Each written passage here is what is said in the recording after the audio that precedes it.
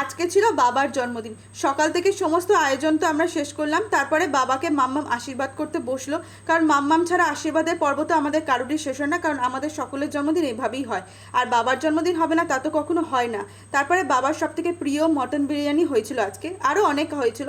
সন্ধ্যেবেলা গিয়েছিলাম আমরা সবাই ইয়াম্মা শোরুমে, কারণ মা আজকে বাবাকে একটা খুব সুন্দর জিনিস গিফট করছে। আর আমরা সবাই জানতাম, একমাত্র বাবাই জানতো না। সেটা হচ্ছে এই স্কুটিটা, দেখতে কি দারুণ হয়েছে না? আর স্কুটিটা তো নেওয়া হয়ে গিয়েছে, কিছু পার্টস ওরা ফিটিংস করছিল, তার জন্যই আমরা অপেক্ষা করছিলাম। দেখতেই পাচ্ছ, তার কিছুক্ষণ পর স্কুটিটা নেওয়া হয়ে গেছে। মাকে যে এর আগে এত খুশি কোনোদিন দেখিনি, আর মুখে হাসিটা দেখেই তোমরা বুঝতে পারছো। আমরা যে জায়গায় চা খেতে গিয়েছিলাম, মাও আজকে আনন্দ চোটে বলে চতদের সঙ্গে যাই। মা গিয়েলো, ওখানে চাটা খাওয়া হয়ে যাবার আমি একটু স্কুটিটা প্র্যাকটিস করছিলাম। আমি জানি কিন্তু হাতটাই নড়বড় করে। বাড়িতে এসে আমরা সবাই মিলে বাবার জন্য কেকের একটা অ্যারেঞ্জমেন্ট করেছিলাম, সেটা কাটিং করলো। বাবাকেও না এত খুশি আমি কোনোদিন দেখিনি। জন্মদিনটা দারুণ কাটলো বাবার আজকে, তাই না? টাটা।